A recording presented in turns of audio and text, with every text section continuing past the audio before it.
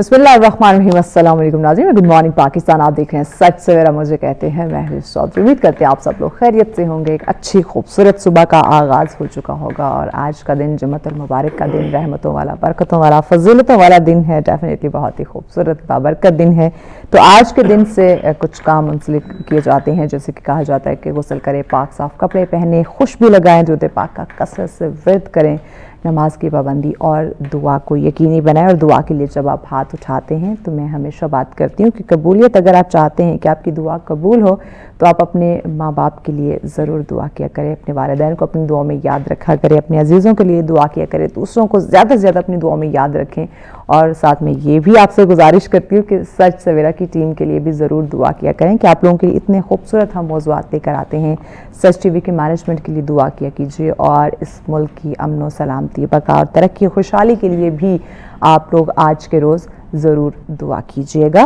Topic की तरफ बढ़ते हैं नाज़रीन। आज का जो टॉपिक है इट्स वेरी इम्पॉर्टेंट। आज का टॉपिक जो है वो वसी तरीन भी है, वक्त की ज़रूरत भी है और हमें इसको समझना भी होगा कि कायनात की वसतों में जब हम इंसान या मैं आप हम अपने वजूद पर गौर करते हैं तो डेफिनेटली जहन में ढेर सारे जो है वो सवाल जन्म लेते हैं कि आखिर इंसान को ऐसे तकवीम यानी कि बेहतरीन सूरत में पैदा क्यों किया गया। ये सवाल यकीनन आपके माइंड में आता होगा कि ज़मीन, आसमान, सितारे, कहकशां सब इंसान के लिए मुसख्खर किए, मगर इंसान की असल अज़मत उसके ज़ाहिर में नहीं बल्कि उसकी फितरत, उसके शऊर और उसके अमल में छुपी है। तो ये बात डेफिनेटली हम सबको आज जाननी होगी। और इसके साथ साथ अल्लाह ताला ने इंसान को अक्ल, सोच, इख्तियार और एहसास दिया ताकि इस कायनात में वो अपने मकसद को पहचाने, अपने वजूद को, अपनी कद्र को जो है वो समझने की कोशिश करे कि आया आखिर उसको क्यों बनाया गया, क्यों तख्लीक किया गया। तो आज डेफिनेटली इस प्रोग्राम में हम यही समझने की कोशिश करेंगे कि कायनात में ऐसने तकवीम यानी कि इंसान को खूबसूरत तरीन पैदा करना, इसका राज क्या है और इंसान की असल जो खूबसूरती, जो ताकत है, जो उसका मकाम है वो आखिर कहाँ पोशीदा है। ये आज हम समझने की, जानने की कोशिश करेंगे और इस पर डिस्कशन के लिए मेहमान हमें ज्वाइन कर चुके हैं जी। उनके तारुफ की जाने बढ़ते हैं। हमारे आज के हम पहले मेहमान जिन्होंने हमें ज्वाइन किया है, हमारे बेशतर प्रोग्राम में आप इन्हें देखते और सुनते रहते हैं और भी मुख्तलिफ टीवी चैनल पे आप इनको देखते रहते हैं जी। जनाब मोहतरम इल्हामा कासिम मोमी साहब हमारे साथ हैं जी। अस्सलाम वालेकुम। बहुत शुक्रिया आगा साहब आपके वक्त का। नाज़रीन, अगले हमारे मेहमान जिन्होंने हमें ज्वाइन किया है इनको भी आप सच की स्क्रीन पे देख चुके हैं और भी मुख्तलिफ टीवी चैनल पे आप इन्हें देखते हैं जी। जनाब मोहतरम इल्हामा कासिम जमील साहब हमारे साथ हैं जी। बहुत शुक्रिया इल्हामा साहब आपके वक्त का। नाज़रीन, उनके साथ अगले हमारे जो मेहमान बहुत ही खूबसूरत आवाज़ रखते हैं, नन्ही सी शख्सियत हमारे साथ है, नात ख्वां हैं जी मोहम्मद शहबाज हैदर हमारे साथ है। बहुत शुक्रिया शहबाज आपके वक्त का और मैं दरख्वास्त करूंगी कि आप प्रोग्राम का आगाज़ हमदे बारी ताला से करो। बिस्मिल्लाह करो। अल्लाह मेरा आज वज़ू तेरे लिए है, हर काम तहरत का शुरू तेरे लिए है। अल्लाह मेरा जी तस्लीम किया मैंने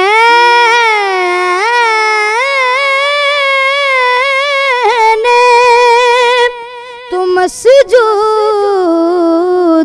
तुझी को, तेरे लिए सजदा है, रुकू तेरे लिए ہے اللہ میرا آج ہر سمت تیری ذات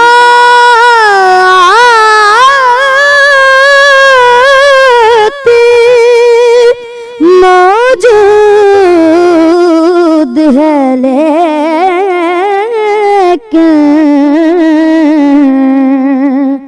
کعبے کی طرف میرا رجوع تیرے لیے ہے اللہ میرا آج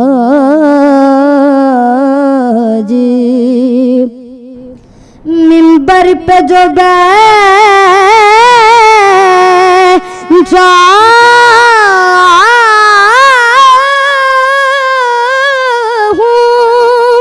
تو یہ کرم ہے تیرا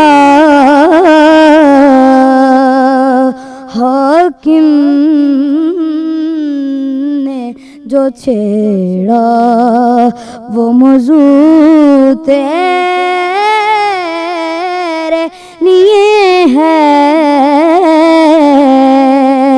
حاکم نے جو چھیڑا وہ موضوع تیرے لیے ہے اللہ اللہ میرا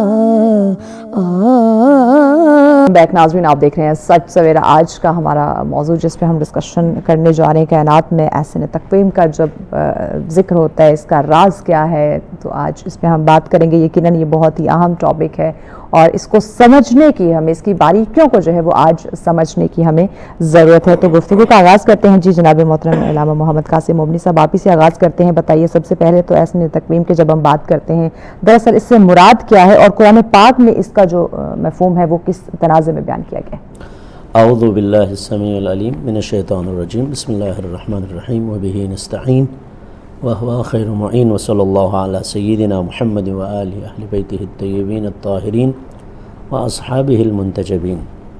سب سے پہلے سچ سویرا کے اس پربرکت روز جمعہ کے دن کا جو آغاز اس پروگرام سے ہوا ہے، تو ہم تمام اپنے چاہنے والوں کی خدمت میں عرض ادب و سلام پیش کرتا ہوں، وعلیکم السلام، پوری ٹیم کی خدمت میں، اور جو بھی بیمار ہے، خاص طور پر ہسپتالوں میں ہے یا جو زخمی ہے، اور خاص طور پر جو افواج پاکستان کے جوان سرحدوں پہ اس ملک اور اس مملکت کے دفاع کے لیے اپنے جانوں کو سپر کی صورت میں قرار دے کر امن و امان کی صورت یہاں پر قائم کیے ہوئے، ان سب کی سلامتی و عافیت اور اشرار داخلی اور خارجی سے اس وطن عزیز خدا داد پاکستان کی سلامتی کے لیے دعا گو ہوں، اور کہیں پر بھی ہمیں دیکھ رہے ہو دنیا کے اندر، ان سب کی سلامتی عافیت کے لیے ہمیشہ دعا ہوں، اور ایام فاطمیہ میں مدینہ منورہ اور جناب فاطمہ معصومہ قوم کی زیارت نصیب ہونے کے لیے خاص طور پر دعا گو ہوں۔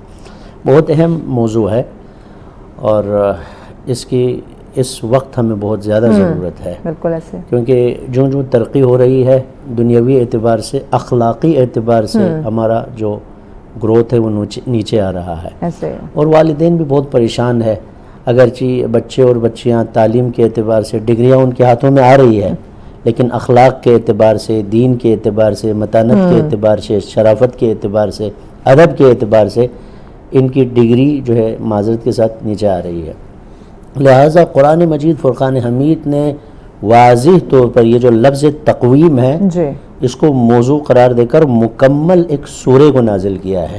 بالکل ایسے، پروردگار عالم اس میں واضح طور پر ارشاد فرماتا ہے، بسم اللہ الرحمن الرحیم والتین والزیتون، قسم ہے انجیل کی، انجیر کی اور زیتون کی۔ تو یہاں پر سب سے پہلی بات یہ ہے کہ ان دونوں چیزوں کے ذریعے سے پروردگار عالم نے قسم کھا لی. کسی اور چیزوں کے ذریعے سے کیوں قسم نہیں کھا لی؟ جیسے انگور ہے، سیب ہے، گاجر ہے، مولی ہے، جی ان کے ذریعے سے کیوں قسم نہیں کھائی؟ ان دونوں سے قسم کھانے کی وجہ کیا ہے؟ ظاہری اعتبار سے بھی اس کی کافی فائدے ہیں اور باطنی اعتبار سے بھی فائدے ہیں. ظاہری اعتبار سے فائدے یہ ہے کہ اس کے اندر پروردگار عالم نے لامحدود بدن کی ساختار کے اندر صحت اور سلامتی کے راز پنہا اس میں رکھے ہوئے ہیں. طبیب اور حکماء نے بیان کیے ہوئے ہیں اور حتیٰ روایت کے اندر بھی بیان کر دی گئی ہے. ہمارے پاس کیونکہ یہ موضوع نہیں ہے اس وجہ سے میں عرض کرنا نہیں چاہتا ہوں، ورنہ آپ دیکھ لیجئے جو طب نبی اور امام صادق اور امام رضا علیہ السلام کے فرامین جو کہ تین اور زیتون کے استعمال میں کتنے فوائد ہیں ان کو بیان کر دیا. لیکن باطن کے اندر دیکھیں تو ایک روایت ملتی ہے، اور روایت ہے کہ تین سے مراد امام حسن ہے، انجیر جو ہے، زیتون سے مراد جو ہے امام حسین ہے، اور اس کے علاوہ فرماتے ہیں کہ جو بلد الامین ہے وہ شہر مکہ ہے کہ جس میں اللہ کے رسول کو پروردگار عالم نے دنیا میں لایا ہے، وہاں پر آپ کے وجود بابرکت. اور بلد الامین سے مراد جناب سیدہ زہرا سلام اللہ علیہا ہے، اور طور سینا سے مراد امیر المومنین ہے.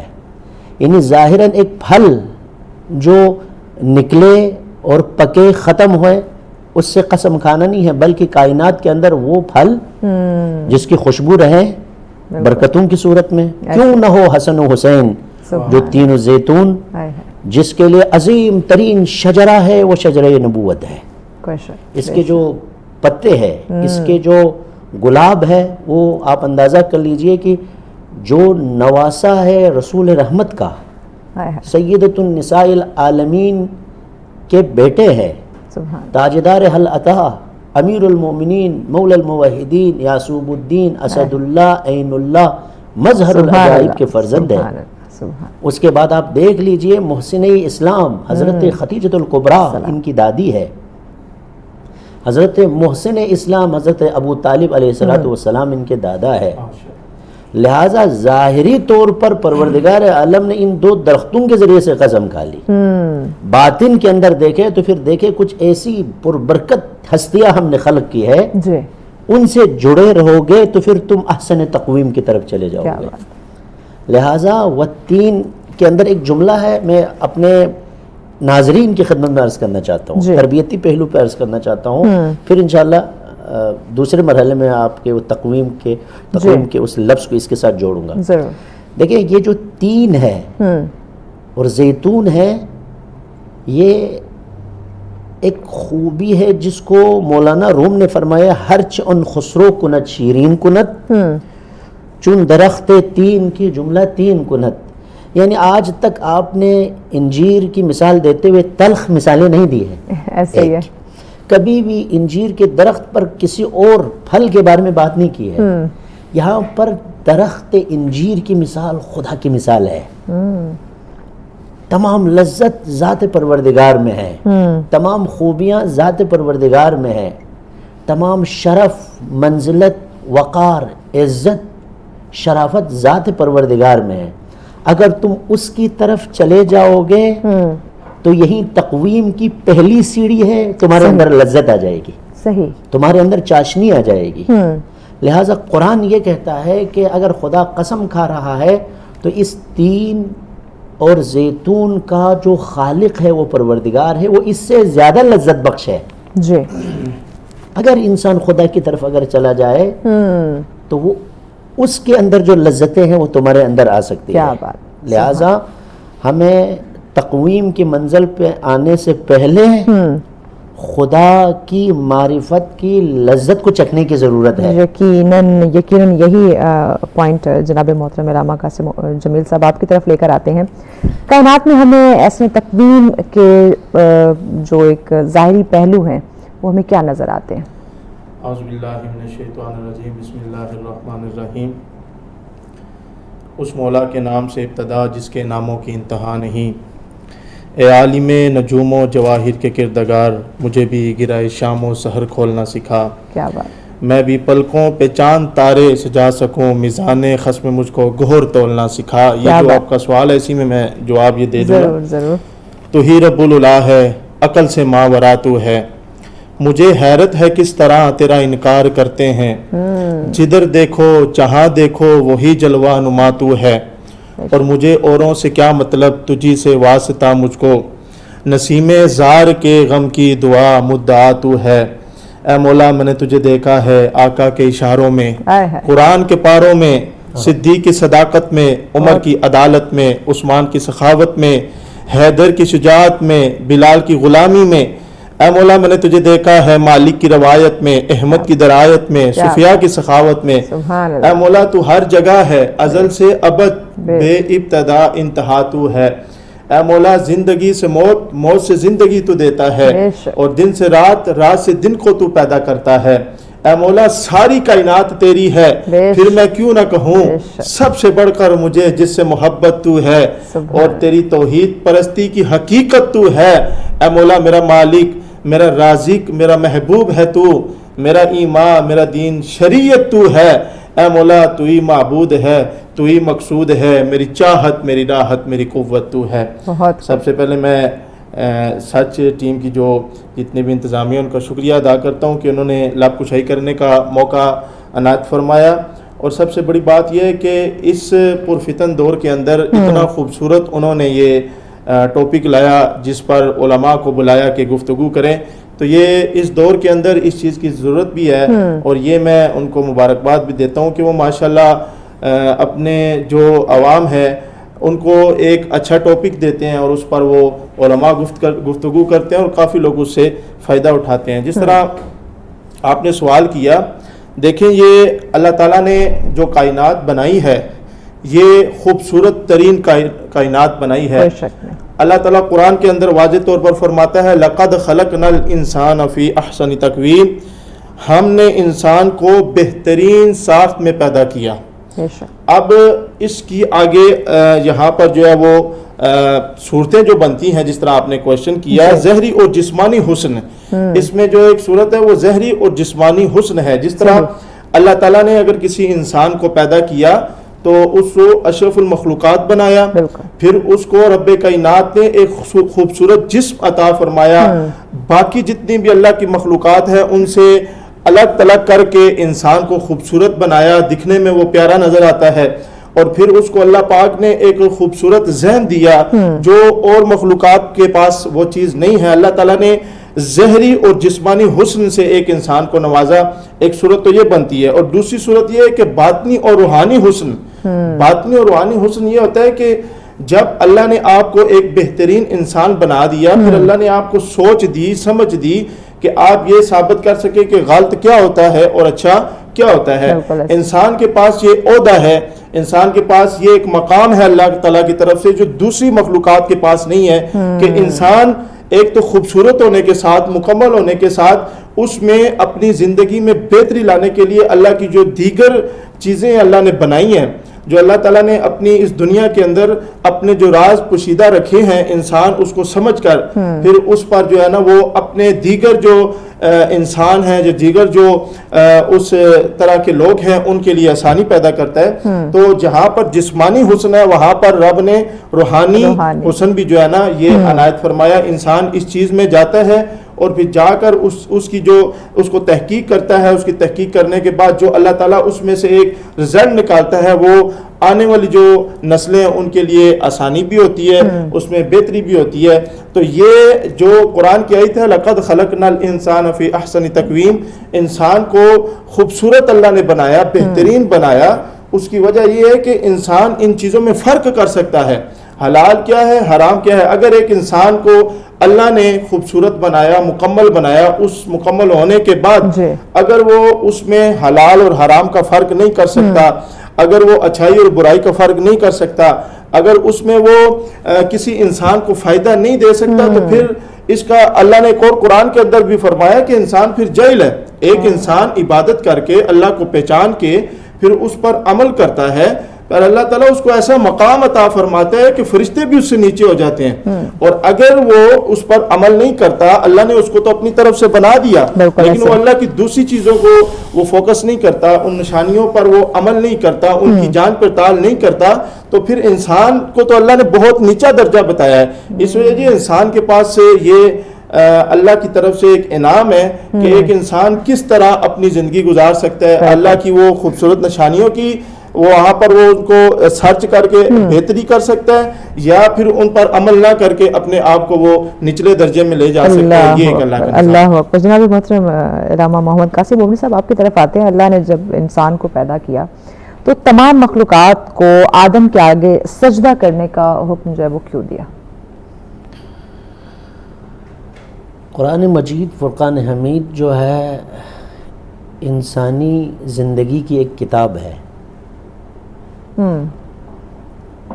قرآن مجید فرقان حمید انسانی زندگی کی ایک کتاب ہے، یعنی جو کچھ ہم کر رہے ہیں وہ سب قرآن کے اندر موجود ہے۔ ایسے ہی اور اس کی مثال آپ کی خدمت میں عرض کروں کہ ایک شادی حال کی آپ مثال لیجئے، جس میں مہمانوں کی آمد کے لیے خدا نے سب کچھ خلق کیا۔ اس کے ایک شادی حال میں جب دعوت کرتے ہیں تو پھر اس کو سجایا جاتا ہے، لیکن آپ دیکھ لیجئے ایک طرف شیشے لگے ہوئے ہیں، ایک طرف سامان رکھے ہوئے، ایک طرف شیشے لگے ہوئے ہیں۔ تو شیشے کے اندر وہ جو سب کچھ نظر آتا ہے، آنے کے بعد یعنی آئینے کے اندر جو سب کچھ نظر آ رہا ہے، جیسے فرض کیجئے یہاں ایک فانوس ہے، وہ بھی شیشے میں نظر آ رہا ہے، گملہ ہے وہ بھی نظر آ رہا ہے، گلاب ہے وہ بھی نظر آ رہا ہے، تو بیچ میں ایک بندہ آ کر یہ کہتا ہے کہ اس فانوس کو اللہ نے تمہارے لیے خلق کیا ہے تاکہ تم ایک دوسرے کو دیکھ سکے، اس گلاب کو اللہ نے خلق کیا ہے تاکہ اس کی خوشبو سونگھ سکے، اس ہوا کو اللہ نے اس لیے خلق کیا ہے تاکہ تم سانس لے سکے۔ وہاں پر بھی پروردگار عالم نے حضرت آدم کو اس طرح خلق کیا کہ لوگوں کو بتانے کے لیے کہ لوگوں اگر تم میرے قریب آنا چاہتے ہو، مجھے سمجھنا چاہتے ہو تو آدم کو سمجھو، آدم کے اندر میری روح موجود ہے، اس کے اندر تکامل کے تمام اسرار موجود ہے۔ ٹھیک ہو گیا، ویسا بریک لینی ہے، بریک کے بعد آپ کی بات کو ہم یہیں سے کنٹینیو کریں گے۔ ناظرین ہمارے ساتھ میں ملتے ہیں بریک کے بعد۔ ویلکم بیک ناظرین، آپ دیکھ رہے ہیں سچ سویرا۔ آج کا ہمارا ٹاپک کائنات میں حسن تقویم کا جو راز ہے اس پہ بات کی جا رہی ہے، اور یہ بہت ہی اہم ٹاپک ہے اور باریکی کے ساتھ اس ٹاپک کو سمجھنے کی ہمیں ضرورت ہے، اسی پہ بات کی جا رہی ہے۔ مہمان ہمارے ساتھ ہیں جی جناب محترم علامہ محمد قاسم مومنی صاحب۔ آپ اس سے گفتگو ہو رہی تھی کہ اللہ نے انسان کو پیدا کر کے تمام مخلوقات کو آدم کو سجدہ کرنے کے جو ہے وہ آدم کے آگے ان کو سجدہ کرنے کا حکم کیوں دیا تھا، آپ یہ ہمیں بتا رہے تھے جی کہ جب پروردگار عالم نے حضرت آدم کو خلق کیا، پھر اپنی روح کو اس کے اندر پھونک دی اور اس کو خلیفۃ اللہ بنایا، اور جب خلیفہ بنایا، جانشین بنایا۔ جانشین کا مطلب یہ ہے کہ یوں سمجھ لیجئے کہ وہ اس کی جگہ پہ ہے، یعنی پروردگار مظہر ہے، آدم مظہر ہے، مطلب یہ ہے، یعنی یوں سمجھ لیجئے کہ اگر وہاں پر حضرت آدم ہے تو پھر حضرت آدم کے اندر تمام صفات پروردگار عالم کا جلوگر ہے جناب آدم۔ کیا بات، اس لیے کہ آدم کے بدن کے لیے فنا ہے، آدم کے روح کے لیے فنا نہیں ہے، اس لیے کہ روح آدم روح پروردگار ہے۔ لہٰذا فوراً ہی فرشتوں نے کہا کہ پروردگار ہمیں بنائے، وَنَحْنُ نُسَبِّحُ بِحَمْدِكَ وَنُقَدِّسُ لَكَ، ہم تسبیح کرتے ہیں، تحلیل کرتے ہیں، جب سے آپ نے ہمیں خلق کیا ہے اس وقت سے ہم آپ کی تسبیح و تحلیل کرتے ہیں۔ پروردگار نے کیا فرمایا؟ قَالَ إِنِّي أَعْلَمُ مَا لَا تَعْلَمُونَ، جو میں جانتا ہوں تم لوگ نہیں جانتے ہو۔ لیکن جب اس عظیم خلقت کے اوپر آ کر فَتَبَارَكَ اللَّهُ أَحْسَنُ الْخَالِقِينَ کہہ کے خدا نے خلقت آدم پر ہاں جی فخر محسوس کیا، اور پھر جا کر خدا نے بتا دیا ہاں جس آدم کو میں خلق کر رہا تھا اس پہ تم لوگ یوں سمجھ لیجئے ایک اعتبار سے اعتراض کر رہا تھا، آج پتا چلا کہ اس آدم کو میں نے کیسے خلق کیا۔ اور پھر تمام لوگوں سے کہا وَإِذْ قُلْنَا لِلْمَلَائِكَةِ اسْجُدُوا لِآدَمَ فَسَجَدُوا إِلَّا إِبْلِيسَ، یعنی تعظیم یہاں پر سجدہ بندگی نہیں ہے، سجدہ تعظیمی ہے، وہ کرامت انسانی جو روح آدم اور جان آدم کے اندر ہے، اس کے لیے تعظیم ہے. کیا بات.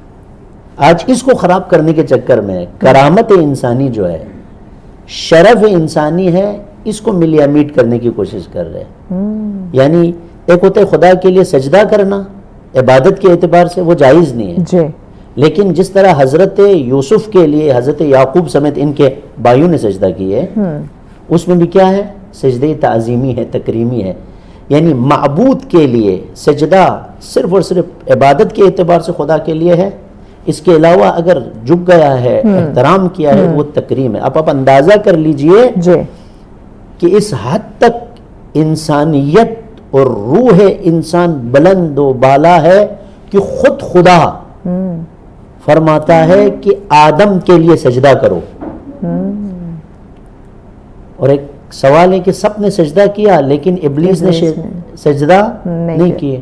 تو نہج البلاغہ کے اندر ایک خطبہ ہے، خطبہ قاسعہ، اس میں امیر المومنین فرماتے ہیں کہ 6000 سال شیطان نے خدا کی عبادت کی ہے. 6000 سال.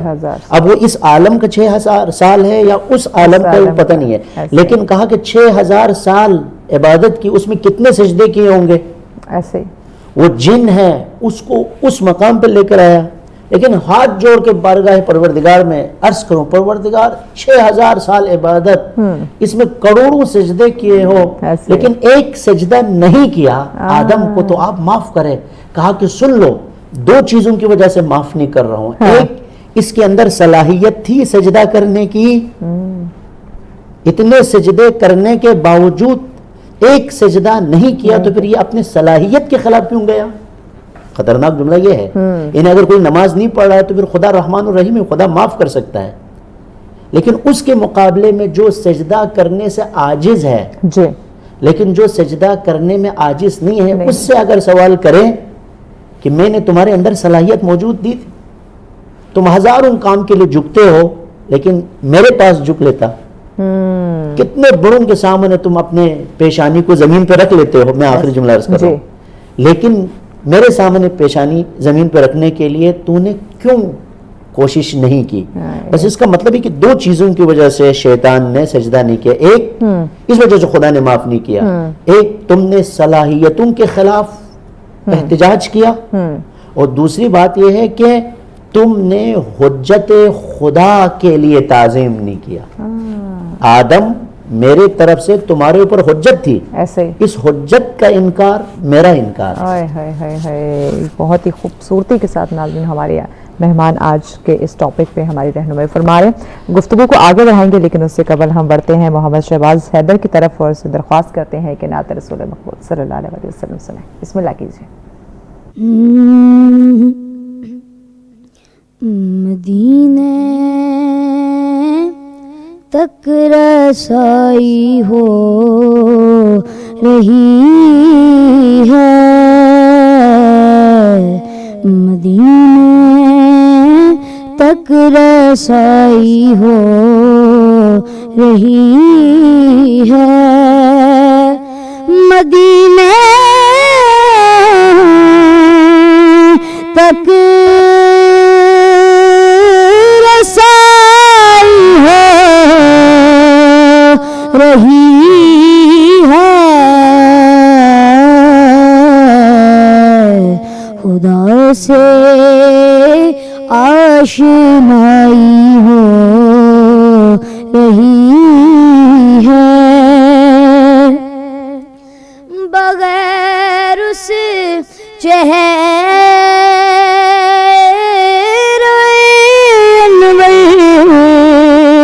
کو دیکھے، بغیر اس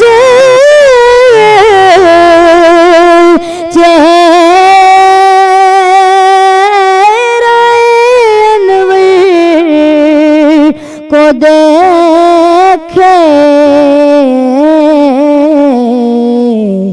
فدا ساری خدائی ہو رہی ہے،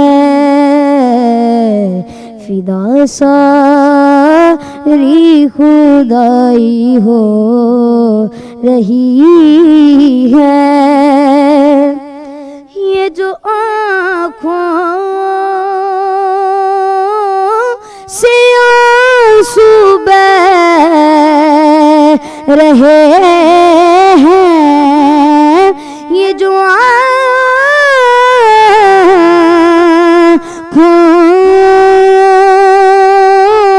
سے آنسو بہہ رہے ہیں، میرے دل کی صفائی ہو رہی ہے، میرے دل کی صفائی ہو رہی ہے، زباں پر ذکر ہے ابن علی کا، زباں پر ذکر ہے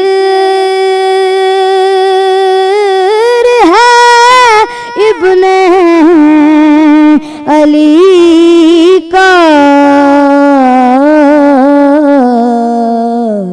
یہ دھڑکن کربلائی ہو رہی ہے، یہ دھڑکن کربلائی ہو رہی ہے، ابھی شہر نجف ہے دور، لیکن ابھی شہر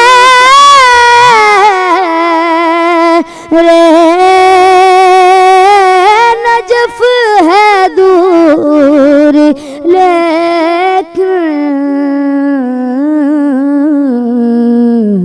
میری مشکل کشائی ہو رہی ہے،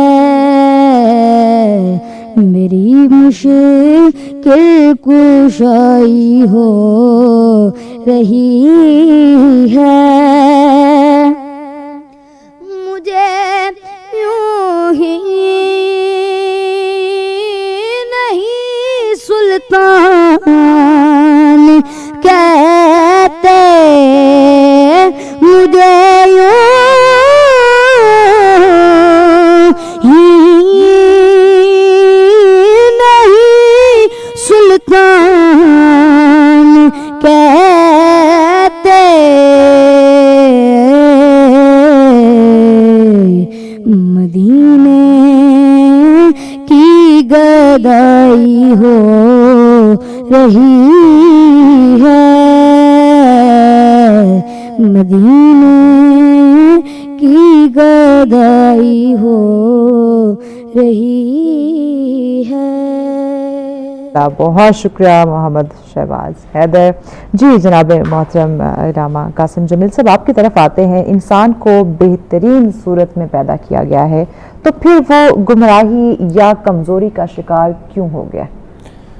دیکھیں، اس میں اللہ تعالیٰ نے جس طرح قرآن میں اعلان فرمایا ہے کہ لَقَدْ خَلَقْنَا الْإِنسَانَ فِي أَحْسَنِ تَقْوِيمٍ، جب انسان کو اللہ تعالیٰ نے اتنا خوبصورت بنایا، پھر اللہ نے دوسری مخلوقات جو تھی اللہ کی، ان سے اشرف المخلوقات اسی وجہ سے اللہ نے قرار دیا کہ یہ انسان اس چیز پر سرچ کرتا ہے اور بھلائی اور جو برے کام ہے، اچھے کام اور برے کاموں میں فرق کر سکتا ہے۔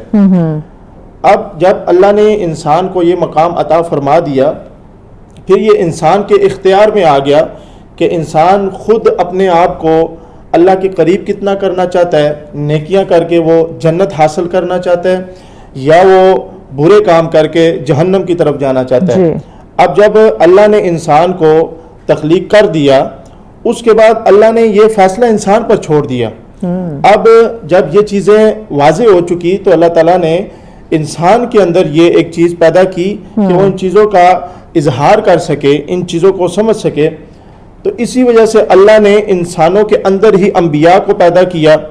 انسانوں کے اندر ہی اللہ تعالیٰ نے انسان کو یہ عقل و شعور دیا کہ وہ انسان اپنے اچھے اور برے فیصلوں کی خود وہ ایک وہاں پر وہ کر سکے کہ میں اچھا کیا کر سکتا ہوں، برا کیا کر سکتا ہوں. جب اللہ نے ایک انسانوں کے اندر انبیاء کو پیدا کر دیا تو پھر یہ اللہ نے برتری انسان کو دے دی. اللہ نے ان کے رہنمائی کے لیے انبیاء بھیج دیے. انبیاء نے آ کر یہ بتا دیا کہ ہم آپ کی رہنمائی کے لیے آئے ہیں. اللہ نے آپ کو جب بنا دیا تو ہمیں آپ کی رہنمائی کے لیے بھیجا. اسی طرح انسانوں کے اندر یہ اللہ تعالیٰ نے یہ چیز واضح کر دی ہے کہ انسان عقل و شعور کرے. اخلاقی خوبیاں انسان کے اندر اللہ نے پیدا کی ہے. اخلاقی خوبیوں سے انسان اپنا وزن بڑھا سکتا ہے. اگر وہ اپنے اخلاق اچھے کرے گا، گفتگو اچھے کرے گا، معاشرے کے اندر وہ لوگوں کی اصلاح کرے گا اور معاشرے کے اندر لوگ اسے جب اچھا جانیں گے تو وہ اپنے اخلاق سے ہی لوگوں کے اندر اپنا وزن زیادہ کرے گا اور اللہ تعالیٰ اسے پسند فرماتا ہے. اسی طرح آپ اگر اور چیزیں دیکھیں تو جتنی بھی اللہ نے کائنات کے اندر چیزیں بنائی ہیں اس میں انسان کو اللہ نے پہلے رکھا ہے. اگر ایک انسان نیکی کر کے تو وہ اللہ کے قریب ہوتا ہے، اللہ تعالیٰ کا قرب حاصل کرتا ہے. اللہ نے جب اس دنیا کو بنایا تو اسی انسان کو یہ اختیار دیا کہ تم اچھے کام کر کے جنت حاصل کر سکتے ہو. اور انسان جو یہ کام نہیں کرتا اور جنت کی طرف وہ اپنے آپ کو نہیں لے کر جاتا تو وہ اپنے آپ کو خود گرانے کی کوشش کرتا ہے، جس وجہ سے اللہ نے اس کے عذاب کے لیے جہنم کو پیدا کیا. مختصر اس کا یہ ہے کہ ایک انسان جب ان چیزوں کو دیکھتا ہے، اللہ کی نشانیوں کو دیکھتا ہے، اللہ نے اس کو یہ سارا کچھ مقام عطا فرمایا ہے، پھر انسان کو اللہ نے اسی وجہ سے بلند اور مرتبہ دیا ہے کہ ایک انسان دوسری مخلوقات سے افضل ہو کر اللہ کے قریب ہو سکتا ہے. اور باقی اللہ نے جتنی بھی مخلوقات بنائی ہے اس وجہ سے انسانوں کو افضل اس وجہ سے بنایا. ایک تو اس کی خوبصورت شناخت بنائی، خوبصورت جسم بنایا، اس کے بعد اللہ نے عقل و شعور دیا، پھر اس کے بعد اللہ نے حرام اور حلال میں فرق کرنا بتایا. رانا صاحب بریک کی جانب بڑھنا، بریک کے بعد آپ کی بات کو ہم مکمل کرتے ہیں. ناظرین ساتھ رہیے گا، ملتے ہیں شارٹ بریک کے بعد. ویلکم بیک ناظرین، آپ دیکھ رہے ہیں سچ سویرا. آج کا ہمارا ٹاپک کائنات میں احسن تقویم کا جو راز ہے اس کو ہم جاننے کی، سمجھنے کی کوشش کر رہے ہیں. مہمان ہمارے ساتھ موجود ہیں.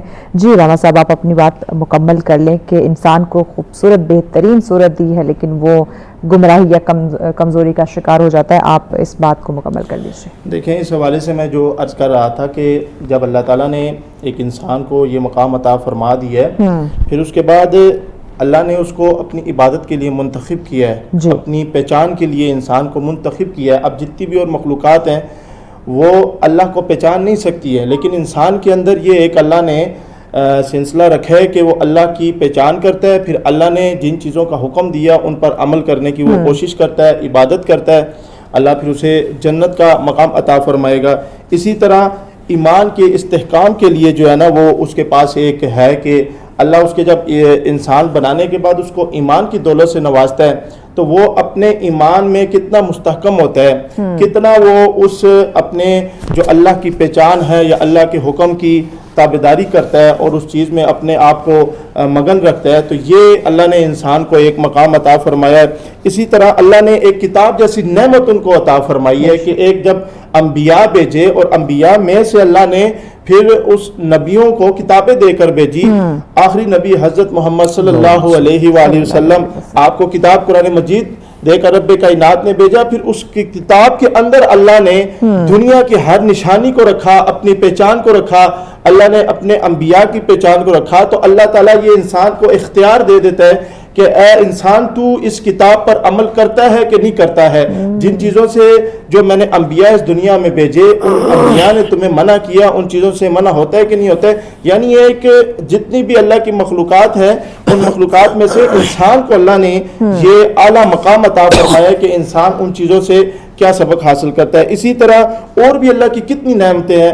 جیسے اب اللہ نے ہمیں استعمال کرنے کے لیے پانی دیا ہے اللہ نے ہمیں, اسی طرح زندگی اور موت دی ہے, یہ ایک اللہ نے ایک سلسلہ رکھا ہے. اسی طرح اور اللہ کی بے شمار نعمتیں ہیں, کھانے کے لیے اچھے اچھے ہمیں پھل عطا فرمائے ہیں. تو اللہ تعالیٰ نے یہ اسی وجہ سے کیے ہیں کہ انسان جب میری پہچان کرے گا, میرے قریب آئے گا, تو ان چیزوں کی بھی وہ لذت حاصل کرے گا. اب یہ بھی اللہ تعالیٰ کا ایک نظام ہے اور اللہ تعالیٰ نے انسان کے لیے چیزیں مہیا کی. یقیناً. جی جناب محترم علامہ محمد قاسم مومنی صاحب, آپ کی طرف آتے ہیں. حسن تقویم کا راز اگر ہم سمجھتے ہیں تو کیا انسان اپنی تخلیق کے اس مقصد تک پہنچ سکتا ہے, اسے سمجھ سکتا ہے؟ اسی آیت کے اندر پروردگار عالم یہی ارشاد فرماتا ہے کہ لقد خلقنا الانسان فی احسن تقویم. یہ جو لقد ہے, لام قاف دال, یہ جب پاسٹ کے اوپر آتا ہے, ایک ہوتا ہے پریزنٹ یا فیوچر کے اوپر. ورب جب پاسٹ ہو اس کے اوپر قد آ جائے تو تحقیق کا معنی دیتا ہے, لیکن لقد آ جائے تو پھر اور بتحقیق کا معنی دیتا ہے. ایک مرتبہ کہے تو میں آپ کے پاس آؤں گا, ایک مرتبہ کہوں گا کہ ضرور آؤں گا. یعنی لوگ ذرہ برابر شک نہ کرے یار میں کیسے احسن تقویم پہ چلا جاؤں. خدا لفظ کے اندر بھی اتنا پاورفل بات کر رہا ہے کہ جب میں نے لفظ کو اتنا کمال دیا ہے تو تجھے کتنا کمال دیا ہوگا. سبحان اللہ. ایسے ہی لقد خلقنا الانسان, اور یہ خلقنا یعنی لقد خلق الانسان ہونا چاہیے تھا, نہ نہیں ہونا چاہیے تھا. یعنی بنانے والا صرف پروردگار ہے, پھر نہ کیوں کہا؟ کہا کہ تجھے احسن الخالقین بنا کر میں خود فخر محسوس کر رہا ہوں. سبحان اللہ. کیا یعنی تیری خلقت پہ یہ لفظ نہ عربی گرامر میں آپ کہتے ہیں نا کہ میں نے دعوت کی ہے آپ کو, ایک مرتبہ کہ ہم نے آپ کو دعوت کی, اس میں ہمارے والد صاحب ہے, والدہ ہے, دادا ہے, یعنی پورے محلے والوں کی طرف سے.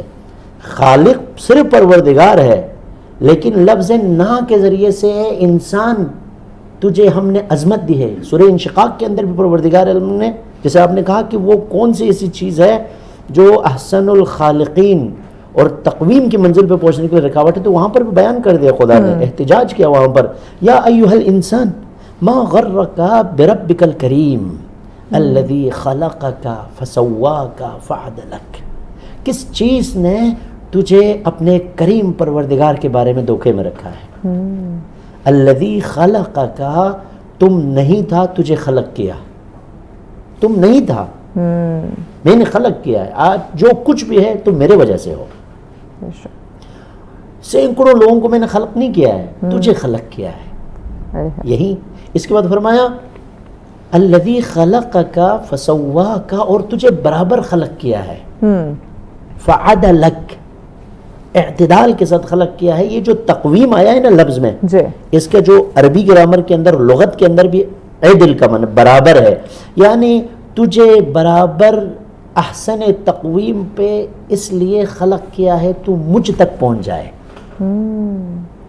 تیری ساری خوبی مجھ سے. دیکھیں ایک آدمی دیکھ لیتے ہیں کہ کسی جگہ پہ چشمہ آپ کے گھر سے گزر رہا ہو, یہاں تو پھر یہ تو ایک خواب سا ہوتا ہے, لیکن فرض کیجئے ایک چشمہ گزر رہا ہو, وہاں پر پانی پینے کے بعد انسان کو محسوس ہو جائے یار کیا چشمہ ہے, لیکن جو وہ چشمے کے قریب ہو جاتا ہے اس کی لذت میں برابر 10 برابر 100 برابر, کیونکہ جتنا چشمہ گزر کے آ رہا ہے اس میں ممکن ہے کہ گرد و غبار ہو, مٹی ہو, لیکن اصلی جو سر چشمہ ہے وہاں پہنچنے کے بعد پھر وہ پینے سے پہلے سجدے میں گر جائے گا. تو عبادت کے ذریعے سے میرے طرف آ جاؤ, اس عبادت کے ذریعے سے, اس بندگی کے ذریعے سے تجھے خود خالق ملے گا.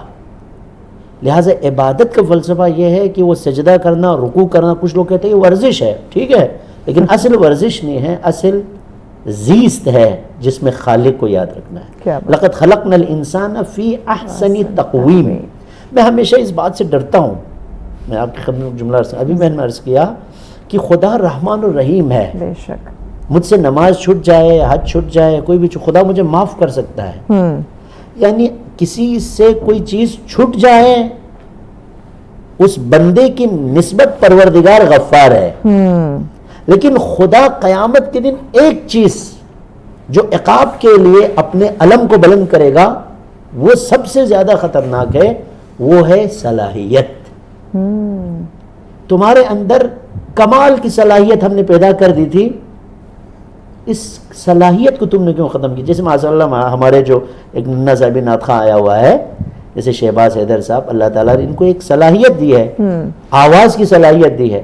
آپ ان کو چھپا کے رکھ لیتے، گھر میں ڈبے میں کمرے میں رکھ لیتے ان کے والد صاحب یا ہمارے لوگ، تو خدا احتجاج کرے یار ہم نے اس کو اتنی اچھی آواز دی اور وہ میری آواز کی طرح جو بالکل خراب ہے ان کی طرح اگر چھوڑ کے رکھے تو ان کے والدین کے اوپر ان کے اوپر اعتراض ہوگا. تقویم کا مطلب کیا ہے؟ ارتقاء کی تمام صلاحیت اس انسان کے اندر موجود ہے. کیا بات. ان تمام صلاحیتوں کو بروئے کار نہ لانے کی وجہ سے خدا اس کے اوپر اعتراض کرتا ہے.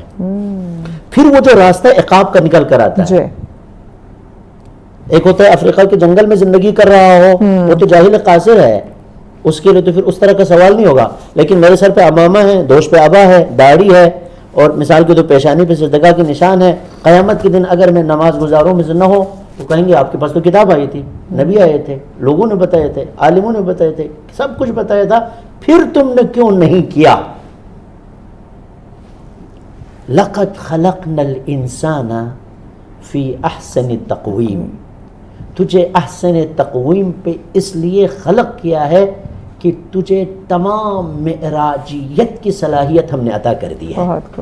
اسی لیے آپ دیکھ لیجئے قرآن مجید فرقان حمید میں جب اللہ کے رسول کو معراج پہ لے کے گئے تو یہ نہیں کہا سبحان الذی اسری بنبیہ برسولہ بمحمد باحمد ناصر محمود طہ مزمل، یہ نہیں فرمایا سبحان الذی اسری بعبدہ. سبحان اللہ. یہ تمام معراجیت اس کی بندگی کے اندر ہے. بے شک. آگا صاحب بریک لینی ہے، بریک کے بعد انشاءاللہ آپ کی بات کو ہم مکمل کرتے ہیں. ناظرین ہمارے ساتھ پھر ملتے ہیں بریک. ویلکم بیک ناظرین، آپ دیکھ رہے ہیں سچ سویرا. آج کا ہمارا ٹاپک کائنات میں احسن تقویم کا راز، اس پہ بات کی جا رہی ہے اور بہت ہی خوبصورتی کے ساتھ ہمارے مہمان جو ہے وہ ہماری رہنمائی فرما رہے ہیں. جی جناب محترم علامہ محمد قاسم مومنی صاحب، آپ سے ہم بات کرے تھے احسن تقویم کا راز اگر ہم سمجھ لیتے ہیں تو کیا انسان اپنی تخلیق کا مقصد پہچان لے گا؟ آپ اپنی بات مکمل کر لیں.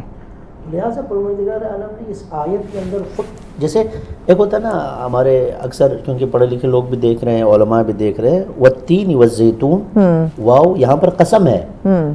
قسم کے لیے ایک جواب قسم ہوتا ہے. جیسے مثال کے طور پر آپ نے قسم کھا لیا اللہ کی، جب آپ نے قسم کھا لی تو اللہ تو ہونا چاہیے. جس طرح خدا نے انجیر اور زیتون کی قسم کھا لی ہے تو زیتون اور انجیر ہے نا، اسی طرح کہا کہ اے لوگو تو ہوائی میں نہ رہنا، ہم نے قسم کھا لی ہے انجیر اور تین کی. یہ اس وجہ سے ہے، اصل میں جواب وہ درخت نہیں ہے، جواب تم ہو، مقصد تم ہو. جیسے کہتے ہیں نا دیوار کو بول کے دیوار کے پیچھے والوں کو بتایا جاتا ہے. اگر معذرت کے ساتھ ہمارے اگر شوہر اگر بیوی سے ناراض ہو جائے تو بچوں کے اوپر شروع ہو جاتے ہیں. تو یہاں پر خدا اس حد تک تکریم کے مرحلے میں آیا ہے، ظاہراً درخت تین اور زیتون کے ذریعے سے قسم کھا رہا ہے. انہوں نے کمال کی طرف جانا نہیں ہے، تو نے اس انجیر اور زیتون کو کھا کر کمال کی طرف جانا. کیا بات ہے، کیا بات ہے، سبحان اللہ. جی جناب محترم علامہ قاسم جمیل صاحب، آپ کی طرف آتے ہیں. انسان کے کردار، نیت اور عمل کا جو تعلق ہے اسے احسن تقویم کے مفہوم سے کس طرح سے جوڑا گیا ہے، کہ یہ کس طرح جڑا ہوا ہے ساتھ؟ دیکھیں اس حوالے سے جو ہے بخاری شریف کی حدیث مبارکہ ہے کہ انما الاعمال بالنیات. ہر انسان جو بھی عمل کرتا ہے اس کا دار و مدار اس کی نیت پر ہوتا ہے. بے شک. اب یہ صلاحیت صرف اللہ نے انسان کو عطا فرمائی ہے کہ ایک انسان جو ہے وہ اللہ کا دیا ہوا سب کو ہونے کے باوجود اگر وہ کسی کی مدد کرتا ہے یا کسی کے ساتھ وہ تعاون کرتا ہے یا اللہ کے راہ میں کوئی چیز دیتا ہے یا مسجد بنا دیتا ہے یا کوئی اور نیکی کا کام کر لیتا ہے، اب یہ جو صلاحیت ہے یہ اللہ تعالیٰ نے انسان کے اندر رکھی ہے کہ انسان اپنی نیت کو کیا رکھتا ہے. اگر اس کی نیت میں اللہ کی رضا ہے، اللہ کا قرب حاصل کرنا ہے، اللہ کے قریب ہونا ہے، تو پھر اللہ اس کا بدلہ اس کو دنیا میں بھی عطا فرماتا ہے اور اللہ تعالیٰ اس کا یہ بدلہ آخرت میں بھی اسے عطا فرمائے گا. صحیح. اگر انسان کے پاس سب کچھ ہونے کے باوجود اگر وہ نیکی کا کام کرتا ہے لیکن اس کے اندر دکھلاوا آ جاتا ہے تو یہ چیز انسان کو شاید دنیا میں بظاہر تو فائدہ ملے گا لیکن آخرت میں اس کے لیے اس کا کوئی حصہ نہیں ہے. اب یہ جو چیز ہے یہ اللہ تعالیٰ نے ایک انسان کے اندر رکھی ہے, باقی کسی مخلوق کے اندر یہ چیز نہیں ہے. اللہ نے انسان کو اسی وجہ سے اشرف المخلوقات بنایا کہ ایک انسان میری نعمتوں کو استعمال کس طریقے سے کرتا ہے اور پھر اس کے بعد استعمال کرنے کے بعد اپنی زندگی کے اندر وہ بہتری کیسے لاتا ہے. اب یہاں پر میں ایک اور بات ایڈ کروں گا کہ اب جس طرح جدید ہم ایک سلسلہ دیکھیں تو ایک اسلام کا ایک سلسلہ ہے اور ایک جدید سائنس کا سلسلہ ہے. اب جو اللہ تعالیٰ نے ہمیں یہ چیزیں دی ہیں یہ دونوں آپس میں جدا نہیں ہیں بلکہ دونوں کے پہلو مختلف ہیں. اگر ایک شخص ہے وہ اللہ تعالیٰ نے اس کو اشرف المخلوقات بنایا, اللہ نے اس کو مقام عطا فرمایا, تو دین ہمیں اللہ کی پہچان کراتا ہے, دین ہمیں حلال حرام کے اندر فرق بتاتا ہے. جو سائنس ہے, سائنسی طور پر جو سائنس ہے ہمیں ایک انسان کے اندر چھپی ہوئی صلاحیتیں ہیں, انسان کے اندر جو اس کی چیزیں چھپی ہوئی ہیں ان کو سامنے لانے کی وہ ایک رہنمائی کرتا ہے. اور یہ دونوں کوئی آپس میں مقابل نہیں ہے بلکہ یہ دونوں ایک دوسرے سے مل کر ایک انسان کی رہنمائی کرتے ہیں جس سے انسان اپنے آپ کو ابھارتا ہے اور پھر اس سے دوسرے لوگوں کو بھی فائدہ پہنچاتا ہے, اپنی زندگی کے اندر بھی وہ بہتری لاتا ہے. تو اس وجہ سے جو نیت ہے, نیت یہ انسان کے ہر عمل کے شروع میں کی جاتی ہے اور اسی پر اس کا دار و مدار ہے. اگر وہ نیت اچھی رکھ کے کوئی کام شروع کرتا ہے تو اللہ تعالیٰ اس میں برکتیں بھی اپنی ڈالتا ہے اور انسان کے کامیابی کے مقام بہت زیادہ, اس کے چانس جو ہوتے ہیں وہ بہت زیادہ قریب ہوتے ہیں. اگر ایک انسان کوئی کام کر رہا ہے, اللہ نے اس کو یہ دیا ہوا ہے کہ وہ اس چیز میں سے اپنے آپ کے لیے بہتری کی چیز نکالے اور نکال کے پھر اس کی نیت اچھی رکھے. اگر نیت وہ اچھی رکھے گا تو ہر طرح سے کامیابی اس کا مقدر بنے گی. اگر اس کی نیت میں کھوٹ ہوا اور وہ نہ کرنا چاہا, اس کام کے اندر اس کے لیے کوئی بری سوچ ہوئی, بظاہر وہ کچھ اور کر رہا ہے, اندر اس کے کچھ اور چیز ہے, تو پھر اللہ تعالیٰ اس کی جو کامیابی کے چانس ہے اس میں بہت زیادہ کمی ہوتی ہے, انسان کامیاب ہونے کے قریب نہیں پہنچ سکتا. تو یہ جو سلسلہ ہے یہ اللہ نے ایک انسان کے اندر رکھا ہے اور یہ دوسری مخلوق کے اندر نہیں ہے. یعنی غور و فکر کرنا, اپنے آپ کو روحانی طور پہ اللہ کے قریب کرنا, اسی طرح اپنی سوچ کے, اسی طرح آپ جو ہے نا اللہ تعالیٰ کی نعمتوں کو استعمال کر کے اپنی جسمانی طاقت کو, اپنے جسم کو مضبوط کرنا, یہ سب چیزیں جو ہے ایک انسان کے اندر اللہ تعالیٰ نے رکھی ہے. اور یہ انسان اس کو استعمال کر کے, نیت اچھی کر کے, ایک تو اللہ کا قرب حاصل کر سکتے ہیں, دوسرا اللہ اسے کامیابی عطا فرماتا ہے. یقیناً کوئی شک نہیں کہ اللہ پاک اسے کامیاب بھی کرتے. جناب محترم علامہ محمد قاسم مومنی صاحب, آپ کی طرف آتے ہیں. موجودہ معاشرتی مسائل کی اگر ہم بات کریں جس میں مثلا خود غرضی ہے, بے صبری ہے, ناانصافی ہے اور بھی دیگر اس میں ایشوز ہمیں دیکھنے کو ملتے ہیں, تو کیا یہ اس بات کی علامت نہیں کہ انسان نے اپنی جو فطری خوبصورتی ہے وہ کھو دی ہے؟ دیکھیے, جو سب سے اہم ترین صفت جو ہے پروردگار کے نزدیک جو ہے وہ تواضع ہے, عاجزی ہے. بے شک. اور اسی طرح آپ زمین کے اندر دیکھ لیجئے, زمین سے کیوں انسان کو محبت ہوتی ہے؟ اس لیے کہ زمین ہر چیز کو قبول کر کے ہر بے رنگ کو رنگ دیتی ہے. ہے یا نہیں ہے؟ بالکل. آپ دیکھ لیجئے, آپ کتنے رنگ زمین کے اندر ہے, گلاب و شجر, یہ سب کچھ رنگ زمین ہے. کیوں ہے؟ نیچے ہے.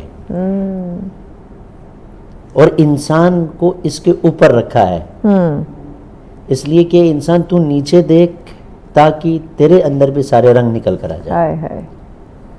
تو جو سب سے بڑا مسئلہ یہ ہے کہ اس نیچے زمین پر بیٹھ کر ہم خدا بن جاتے ہیں. یہ سب سے خطرناک. وہی شیطان کی بات آ جاتی ہے. شیطان 6000 سال عبادت کی لیکن خدا کو وہ چیز پسند نہیں آئی. ابا واستکبر وکان من الکافرین. اور روایت کے اندر بھی میں اپنے والدین کو بتانا چاہتا ہوں, اور خاص طور پر ہمارا جو نظام ہے نا, ہاتھ جوڑ کے عرض کرتا ہوں, یہ جو ہمارا نظام ہے, نظام تعلیم, نظام حکومتی، معذرت آج کھل کے بات کرتا ہوں، ہمارا پورا جو سسٹم ہے وہ متکبرانہ نظام ہے. آغا صاحب معزز کے ساتھ بریک کی جانے بڑھنا ہے کیونکہ بڑا اہم یہ پوائنٹ اور یہ کوسچن اس پہ ان ڈیٹیل آپ سے ہم جانتے ہیں. ناظرین ساتھ رہیے گا، ملتے ہیں بریک کے بعد. ویلکم بیک ناظرین، آپ دیکھ رہے ہیں سچ سویرا. آج کا ہمارا موضوع جس پہ ان ڈیٹیل ڈسکشن ہو رہی ہے، کائنات میں احسن تقویم کا راز، اس پہ بات کی جا رہی ہے. مہمان ہمارے ساتھ موجود ہیں. جی جناب محترم علامہ محمد قاسم مومنی صاحب، آپ سے ہم جا رہے تھے کہ کیا انسان نے اپنی جو فطری خوبصورتی ہے وہ مختلف ایشوز کی وجہ سے کھو دی، اس پہ آپ بیان فرما رہے ہیں. بنیادی ہے جو لب لباب ہے، میں عرض کر رہا ہوں وہ کیا ہے کہ پروردگار عالم نے جب پہلی وحی نازل کی غار حرا کے اندر، ایک چیز سے ڈرایا رسول اکرم صلی اللہ علیہ وسلم کے ذریعے سے اس امت کو. بسم اللہ الرحمن الرحیم، اقرأ بسم ربک الذی خلق، خلق الانسان من علق، اقرأ وربک الاکرم. تجھے مکرم کیا ہے. پھر آگے فرمایا کہ علم الانسان ما لم یعلم کلا ان الانسان لیطغی ان رآہ استغنی، کہ جب انسان اپنے آپ کو بے نیاز پاتا ہے تو پھر وہ طغیان کرتا ہے. میں عرض کر رہا تھا ہمارے پورے سسٹم کے اندر متکبر بناتا ہے. دیکھیں سب سے اہم ترین سلام کرنا ہے. بالکل، سلام کرنے سے تکبر انسان کا ٹوٹ جاتا ہے. نماز بھی تکبر کو توڑنے کے لیے ہے، روزہ بھی تکبر کو توڑنے کے لیے، حج بھی یعنی تمام فروع دین کو اٹھا کر دیکھے تو انسان کے تکبر کو توڑنے کے لیے ہے. بالکل ایسے. اور یہاں پر تو باقاعدہ سسٹم بنا کے رکھا ہوا ہے ہم نے. ہاں جی، کسی کے سامنے جی نہیں جھکنا ہے. اللہ مجھے تو سارے قومیں پسند ہیں، لیکن جو سب سے بہترین جو قوم ہے وہ سندھی برادران سے مجھے محبت ہے. ان کے اندر ایک تو ان کا جو انداز، ایک تو ان کے اندر جو عاجزی ہے، وہ ڈرنے کی وجہ سے عاجزی نہیں، ان کے اندر وہ جو صلاحیت ہے عاجزی کی، جو ادا ہے. جی، لہٰذا دنیا کے اندر بھی آپ دیکھ لیے تھائی لینڈ والے، ملائیشیا والے، وہ اگر غصہ بھی کرے تو پھر مسکراتے ہوئے غصہ کرتے ہیں. ہمارے ساتھ قوم میں تھا ایک بندہ، وہ ہنس رہا تھا. میں نے کہا کہ آپ کیوں ہنس رہے ہو؟ کہا کہ وہ آپ پہ غصہ کر رہے ہیں. میں نے کہا ماشاءاللہ، ہمارے ہاں تو پھر نارملی بات کرتے ہوئے بھی اتنا غصہ دکھا رہے. لہٰذا یہ جو مزاج تکبریت کا جو سسٹم ہے، اس پہ ہمیں دیکھنے کی ضرورت ہے. جاپان کے اندر آپ دیکھ لیجئے، دنیا کے اندر جو بیسٹ قوم ہے اس وقت، جاپان کے اندر کیا ہے، سویپر نہیں ہے اسکول کے اندر، بچے خود صفائی کرتے ہیں. بالکل ایسے. تو لہٰذا میں یہ عرض کرنا چاہتا ہوں کہ وہ رسول اکرم صلی اللہ علیہ وسلم جو مدینے کے اندر 10 سال کسی نے یہ نہیں کر سکا کہ رسول اللہ کے اوپر میں سلام کروں، اس سے پہلے میں لوگ رسول اللہ یعنی لوگوں پر رسول اللہ سلام کرتے تھے. حتیٰ 15 سال محمد بن مسلم جو اتنا عظیم انسان تھا، امام صادق کے پاس پڑھے ہیں. 15 سال محمد بن مسلم جنہوں نے 50 سے 60 ہزار روایات امام صادق علیہ السلام سے نقل کی، ہمارے کتب اربعہ کے اندر موجود ہے. لیکن جب مدینے سے جا رہے تھے کوفہ کی طرف تو انہوں نے عرض کی، فرزند رسول، میں پیغام بتانا چاہتا ہوں. جو اہل علم ہے انہیں پتہ ہے محمد بن مسلم رضوان اللہ تعالیٰ علیہ کے یعنی ان کا مقام. وہ جب جا رہے تھے امام کی خدمت میں، انہوں نے کہا کہ ابن رسول اللہ، مجھے نصیحت کر لیجئے، میں کیا بیان کروں.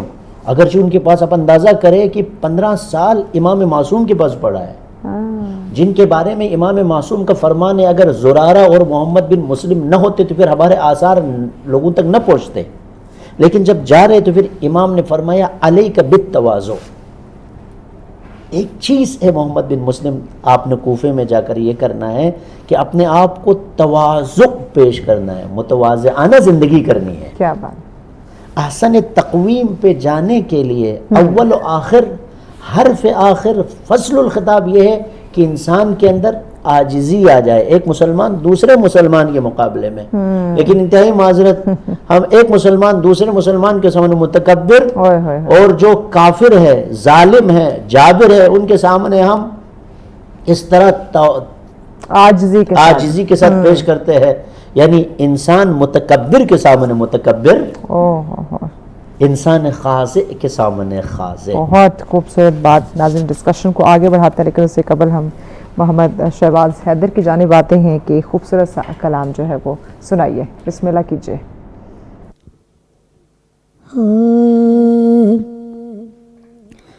وہ دل ہی کیا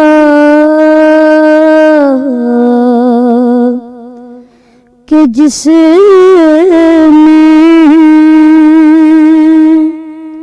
سمویا نہیں حسین، وہ دل ہی کیا کہ جس میں سمویا نہیں حسین، بہتر ہے وہ کہ جس نے کھویا نہیں حسین۔ ارے مجھ سے میرے حسین کا نہ پوچھ حوصلہ، نہ پوچھ حوصلہ، ارے جتنے بھی درد آئے رویا نہیں حسین، ارے جتنے بھی درد آئے رویا نہیں حسین، بہتر ہے وہ کہ جس نے کھویا نہیں حسین۔ اور کہہ دو ہوا سے جا کر اب شور نہ کرے، اب شور نہ کرے، کیونکہ طیبہ سے کربلا تک ارے سویا نہیں حسین، طیبہ سے کربلا تک سویا نہیں حسین، بہتر ہے وہ کہ جس نے کھویا نہیں حسین۔ آئے یزید لاکھوں بصورت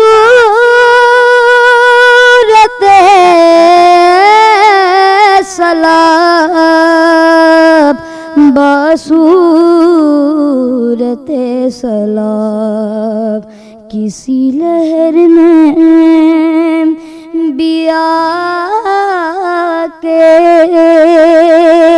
ڈبویا نہیں حسین، کسی لہر میں بھی آ کے ڈبویا نہیں حسین، بہتر ہے وہ کہ جس نے کھویا نہیں حسین۔ حاکم رضا دین پر وہ داغ تو دکھا، وہ داغ تو دکھا، جس کو لہو سے اپنے ارے دھویا نہیں حسین، جس کو لہو سے اپنے دھویا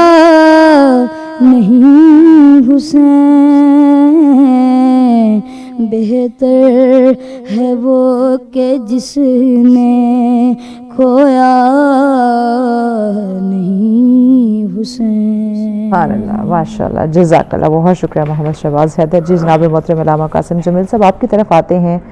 آسن تکوین کے تصور سے ہمیں اپنی خودی اور خود اعتمادی کا کیا پیغام ملتا ہے؟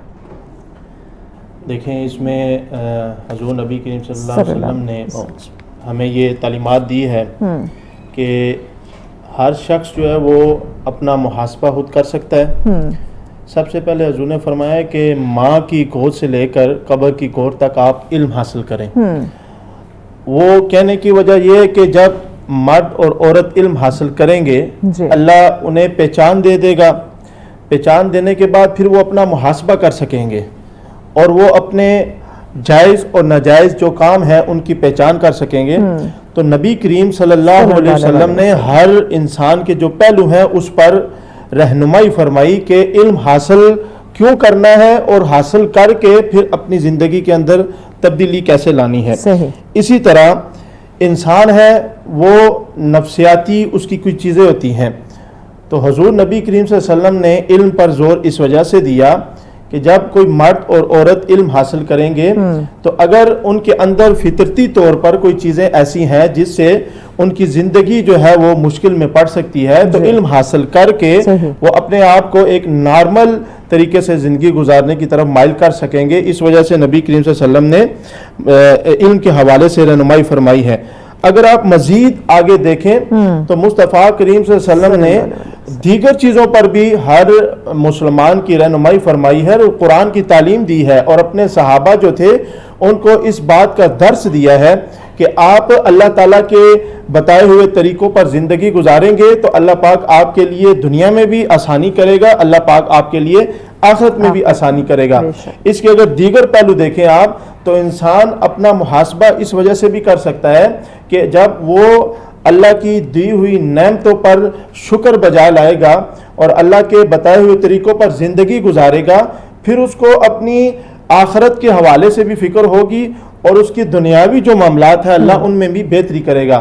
حضور نبی کریم صلی اللہ علیہ وسلم ہمارے لیے بہترین نمونہ ہے. ہم اگر حضور کے بتائے ہوئے طریقوں پر زندگی گزاریں گے, حضور کا بچپنا دیکھیں, حضور کا اسی طرح جوانی کے معاملات دیکھیں, ہم اگر مطالعہ کریں, اور آج وقت کی ضرورت بھی ہے, ہمارے کتنے نوجوان ہیں وہ جو دنیاوی تعلیم تو حاصل کر لیتے ہیں لیکن دین کی تعلیم کی طرف ان کا رجحان کم ہے. اور یہاں پر میں یہ بھی کہوں گا کہ اس میں والدین کی بھی غلطی ہے کہ والدین جو ہے وہ بچوں کی تربیت دنیاوی تعلیم کے حوالے سے تو کرتے ہیں, ان کو اسکول بھی بھیجیں گے, ان کی ٹیوشن کا بھی اہتمام کریں گے, لیکن افسوس کے ساتھ یہ کہنا پڑتا ہے کہ والدین اس طرف کم توجہ دیتے ہیں کہ بچہ قرآن سیکھے.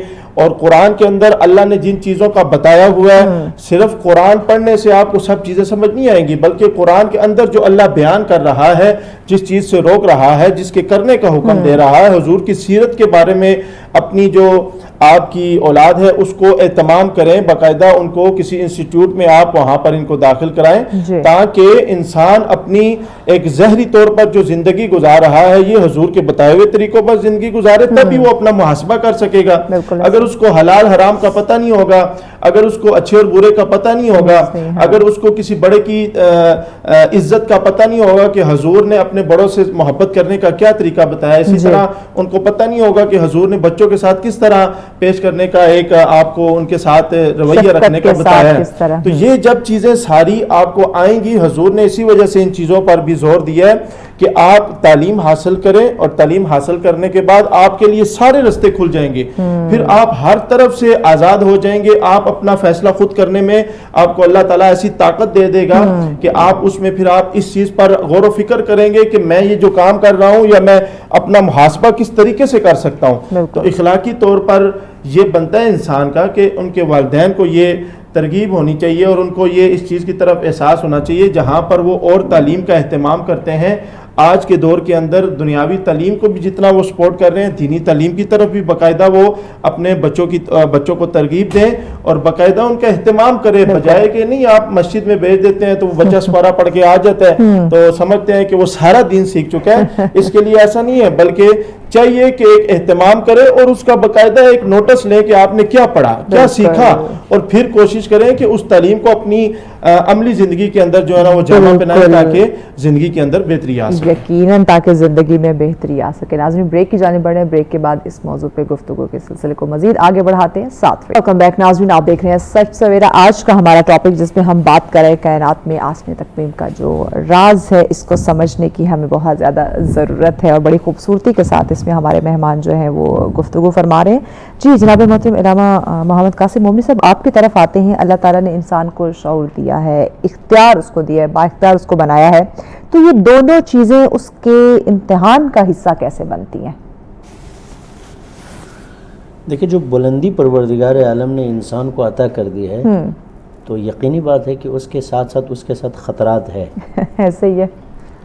یعنی شاہین جتنا اوپر چلا جاتا ہے اس کے سقوط کا خطرہ زیادہ ہوتا ہے. جیسے جہاز میں آپ دیکھ لیجئے، جہاز میں جانے والا، سوار ہونے والا نیچے بیٹھنے والے سے بہتر ہے، لیکن اوپر جب چلنے لگتا ہے جہاز تو یہ دعا کرنے لگتے کہ جلدی تھوڑے سے نیچے آ جائے. اسی طرح انسان اس مقام پہ بھی اگر پہنچا ہے تو اس کی گرنے کا خطرہ زیادہ ہے، اور اسی وجہ سے پروردگار عالم نے فوراً بتا دیا تجھے اتنا بلند کیا ہے، لیکن اپنے آپ کو بچا کے رکھو علم و معرفت کے ذریعے، اخلاق کے ذریعے اور خلق خدا کی خدمت کے ذریعے. سارے یہ ایک پرندے کے جو پر ہے اس کے آپ دیکھیں وہ اڑ رہا ہے تو پھر آپ ذرا دیکھیں اس کے پروں کے اندر ہزاروں ظرافت موجود ہے. ان پرندوں کے پروں کے اندر تمام، ہمیں تو پھر وہ بڑے بڑے پر نظر آتے ہیں جو شاہین یا کبوتر کے ہیں، لیکن چھوٹے چھوٹے جو پر ہے وہ سب اڑان کے اندر، جس طرح ایک گاڑی کے انجن کے اندر ہمیں ظاہراً ٹائر اور انجن نظر آتا ہے، لیکن اندر جو باریک سے باریک سکرو، ایسے ایک سپرنگ جس کی وجہ سے گاڑی چل رہی ہوتی ہے، وہاں پر سب کو خدا دیکھ رہا ہوتا ہے. لہٰذا قرآن نے فوراً بتا دیا ہم نے تجھے احسن تقویم پہ خلق کیا ہے، ثم رددناہ اسفل سافلین، لیکن ہم نے اس کو گرا دیا اسفل سافلین، یعنی بہت نچلے سطح پہ انسان گر جاتا ہے. اب آپ دیکھ لیجئے جناب بلال رضوان اللہ تعالیٰ علیہ کے بارے میں جو مؤذن رسول اللہ تھے، وہ جب ایمان لے کر آئے تو پھر ابو لہب اور کچھ لوگ ان کو دھوپ میں رکھ کے مارتے تھے. میں کو اسفل سافلین، انسان جب گر جاتا ہے احسن تقویم سے، ان کو مارتے تھے، پھر ان کے سینے پہ پتھر رکھتے تھے اور کہتے ہیں ابو لہب ایک مرتبہ ان کو کوڑے مار کے دھوپ میں رکھ کے سائڈ پہ وہ بہت ناراض نظر آ رہا تھا. تو کسی نے اس سے پوچھا کہ تم اس لیے ناراض ہو کہ اس کے اوپر کہ تم نے زیادہ مارا ہے؟ نہیں، میں اس لیے ناراض ہوں کہ میں کیوں تھک گیا. دیکھیں آپ، اسفل السافلین، اس انسان کو اس مقام پہ خدا نے خلق کیا، دوسرے مرحلے میں وہ اس حد تک گر جاتا ہے. آپ دیکھ لیجئے 60-70 ہزار بچے جوان غزہ کے اندر شہید ہو چکے ہیں، پانی کے لیے پینے نہیں، ان کے جو ہے پسلیاں نکلی ہوئی ہے، لیکن پوری دنیا کے اندر آپ دیکھ لیجئے. لہٰذا اسفل السافلین کا مطلب یہ ہے کہ اگر تمہارا علم، تمہاری ڈگری، تمہاری بڑی بڑی یونیورسٹیاں، تمہارے سارے لیکچرز اگر خلق خدا کے درد کا احساس نہیں کر رہے ہو تو اس کا مطلب ایک ہی خطرناک ہے. پھر کہا کہ اس سے بچنے کے لیے، جیسے آپ نے کہا کہ اس مقام احسن تقویم سے نہ گرنے کے لیے خدا نے 2 چیزیں رکھی ہیں. گر جائیں گے بہت سارے لوگ، آدم سے لے کر خاتم تک، خاتم سے لے کر قیامت تک گریں گے، لیکن چھانی کے اندر وہی لوگ بچیں گے جو موٹے موٹے ہیں، جس کو امیر المومنین نے فرمایا کہ جب 35 ہجری میں لوگوں نے کہا کہ آپ آ جائیں تو امیر المومنین نے فرمایا کہ مجھے نہیں لاؤ بھائی، تم لوگوں کا سسٹم خراب ہو چکا ہے، میں آ جاؤں گے تو پھر مسئلہ ہوگا. تو انہوں نے کہا آپ آ جائیں. آنے سے پہلے امیر المومنین نے فرمایا لَتُغَرْبَلُنَّ غَرْبَلَةً، جس طرح عورت آٹے کو چھانتی ہے تو موٹے موٹے اوپر ہے، کہا کہ میں آؤں گا ایک چھانی لے کے، اس طرح تم لوگوں کو ہلاؤں گا کہ موٹے موٹے رہیں گے، چھوٹے چھوٹے گر جائیں گے. اسی طرح خدا اس عالم کو، جیسے آپ نے کہا نا امتحان ہے، امتحان کا مطلب وہ چھانی ہے.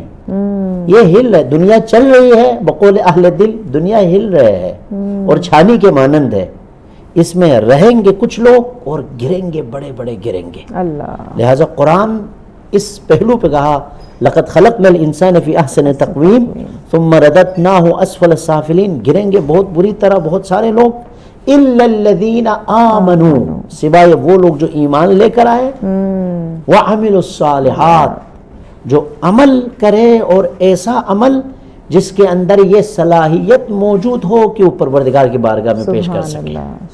الذین آمنوا وعملوا الصالحات, اس کے بارے میں ایک مثال بہن کو, خوبصورت ایک مثال ہے. ضرور. دیکھیں یہ خون نجس ہے. خون کیا ہے جی؟ ابھی میرا ہاتھ کٹے خون نکلے تو خون نجس ہے, کوئی بھی اس کے اوپر ہاتھ لگائے وہ بھی نجس ہے. لیکن یہ خون کسی رگ میں چلا جائے, کسی رگ میں آ کر دوڑنا شروع کرے تو پھر وہ اس کی بچت شروع ہو جاتی ہے. کہا کہ اے انسانوں, جب تک تم باہر ہو تم نجس ہو, لیکن اگر تم انسانیت کے رگوں میں جاؤ گے, اس کے لیے حیات دو گے, اس کے لیے بقا دو گے, تو پھر بالکل اسی طرح ہے کہ جس طرح وہ خون کسی رگ میں ڈالے, اور رگ کے اندر یہ جب خون چلتا ہے اس حد تک رگوں میں خون کی قیمت عظیم ہو جاتی ہے کہ پروردگار اسی خون کو سفید کر کے آنسوں کی صورت میں مقدس بنا دیتا ہے. بس اے انسان, جب تک تو خدا سے دور ہے, خدا سے تو باہر ہے, اس باہر والے خون کی مثال ہے.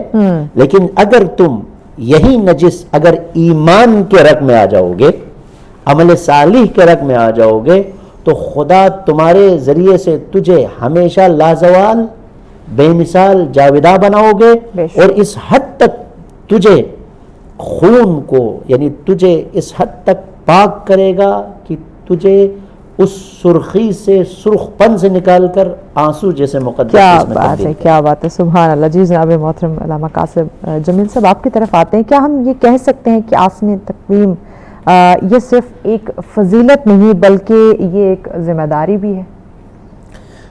دیکھیں بالکل اسی طرح یہ ذمہ داری بھی اس وجہ سے ہے کہ جب اللہ تعالیٰ نے انسان کو بہترین ساخت بنا دیا, خوبصورت بنا دیا, تو پھر اس کے بعد اس انسان پر اللہ نے اس زندگی گزارنے کا ایک جو طریقہ ہے وہ بھی واضح کر دیا کہ آپ جب اس سلسلے میں آ گئے ہیں, اللہ نے آپ کو یہ والا مقام عطا فرما دیا ہے, اس کے بعد اس انسان پر یہ ذمہ داری بنتی ہے کہ اگر والد کا درجہ ہے تو اس پر یہ ذمہ داری ہے کہ وہ بچوں کی اچھی تربیت کرے.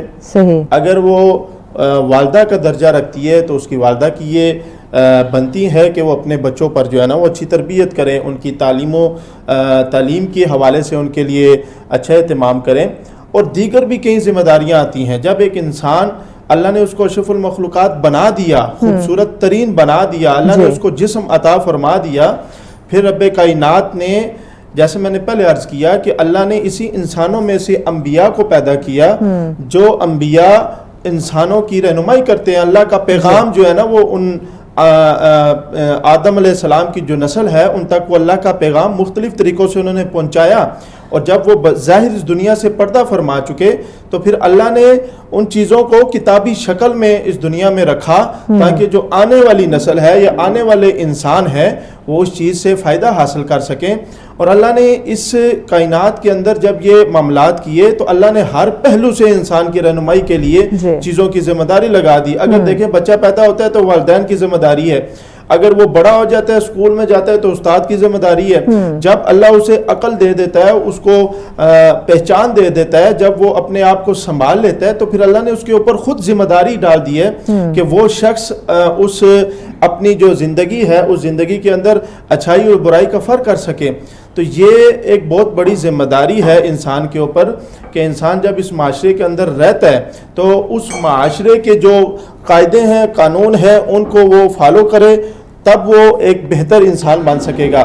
جس طرح کوئی بھی شخص ہے وہ اگر وہاں پر اپنی زندگی گزار رہا ہے, اپنے معاملات کر رہا ہے, تو اس کو یہ اللہ نے لازمی قرار دیا ہے کہ تم اپنے اس معاشرے کے اندر غریبوں کا بھی خیال رکھو, اس معاشرے کے اندر جو ضعیف لوگ ہیں ان کا بھی تم نے خیال رکھنا ہے, اگر کوئی بوڑھا ہے اس کی تم نے خدمت کرنی ہے, اس کا بھی خیال رکھنا ہے, اگر کوئی لاچار بیمار ہو جاتا ہے, اس کے پاس اگر پیسے نہیں ہیں دوائی کے, تم نے اس کا بھی خیال رکھنا ہے. تو انسان کے جو ذمہ داری کے حوالے سے آپ نے سوال کیے کہ انسان پیدا ہونے سے لے کر مرنے دم تک اس پر اللہ تعالیٰ نے ایسے چیزیں واضح کر دی ہیں کہ وہ اپنی زندگی میں جب تک ان کو کرے گا نہیں تو ایک اسلامی لحاظ سے بھی وہ اس کی پکڑ میں آئے گا, اور ایک معاشرے کے لحاظ سے بھی اس میں اللہ تعالیٰ اس کو ایسا انتظام کرے گا کہ اس کو اس بارے میں پوچھا جائے گا. ایک شخص ہے, اگر وہ صاحب استطاعت ہے اور اگر اس کے دائیں بائیں جو پڑوسی ہیں یا اس کے رشتہ دار ہیں یا اس کے جاننے والے جو لوگ ہیں,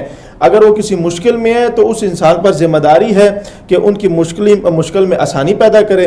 اگر اسی طرح ایک شخص قوم کا سربراہ ہے, اللہ نے اس کو مقام عطا فرمایا ہے, یہ ملک کا سربراہ ہے, اس پر صرف یہ ذمہ داری نہیں ہے کہ وہ اپنی ذمہ داریاں پوری کرے, بلکہ اس پر یہ بھی ذمہ داری بنتی ہے کہ وہ اپنی جو نیچے لوگ ہیں یا اس کے ماننے والے جو لوگ ہیں ان کے لیے آسانیاں پیدا کرے. اگر وہ آسانیاں پیدا کرے گا, اللہ دنیا میں بھی اس کے لیے اجر اس کا رکھا ہے اور آخرت میں بھی اس کو ملے گا. اگر وہ ان کی آسانیاں نہیں کرے گا یا ان کے لیے مشکلات پیدا کرے گا تو اللہ تعالیٰ اس کو دنیا میں بھی شاید سزا دے اور آخرت میں تو اس کو جہنم کی صورت میں ضرور سزا دے. اللہ اکبر, اللہ اکبر. جی جناب محترم علامہ محمد قاسم مومنی صاحب, آپ کی طرف آتے ہیں.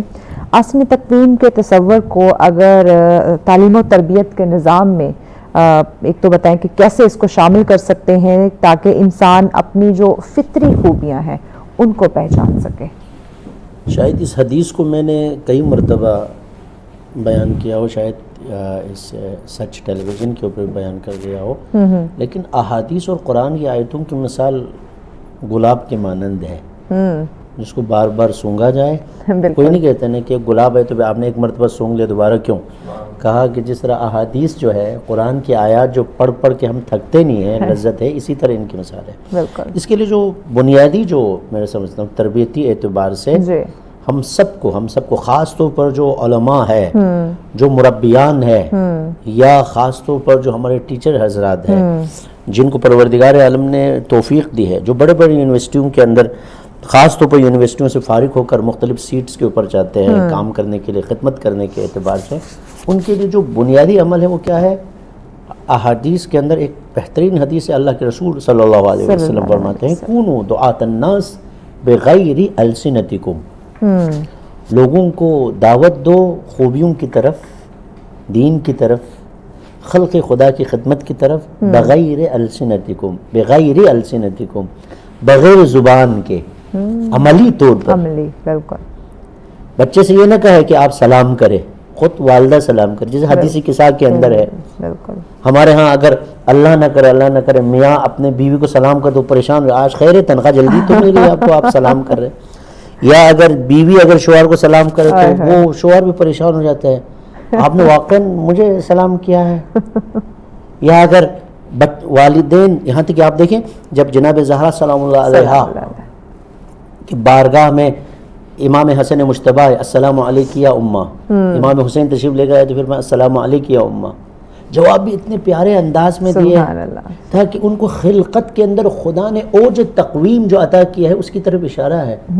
ہم سلام بھی غلط کرتے ہیں, السلام علیکم, السلام علیکم, السلام علیکم. خواتین تو آپ کو پتہ ہے السلام علیکم. بالکل. آج صاحب معذرت کے ساتھ بریک کی جانب بڑھنا ہے, بریک کے بعد ناظرین مزید اس ٹاپک پر ڈسکشن کرتے ہیں, ساتھ رہیے گا. ویلکم بیک ناظرین, آپ دیکھ رہے ہیں سچ سویرا. آج کا ہمارا ٹاپک جس پہ انڈیویجول ڈسکشن کا سلسلہ جاری رہا, کائنات میں آسن تقویم کا راز. مہمان ہمارے ساتھ موجود ہے جی جناب محترم علامہ محمد قاسم مومنی صاحب. آپ سے ہم ڈسکشن کر رہے تھے کہ کس طرح سے آسن تقویم کے تصور کو تعلیم و تربیت کے نظام میں شامل کیا جا سکتا ہے. اس اثر کے اندر جو نابغہ ہے امام خمینی رضوان اللہ تعالیٰ علیہ, جن کی تصویروں کے لیے کوئی حد اور مرز اور بارڈر نہیں ہے, دنیا کے ہر جگہ پہ ان کو ایک بعنوان عظیم لیڈر, بعنوان عظیم ہستی کے طور پر مانتے ہیں.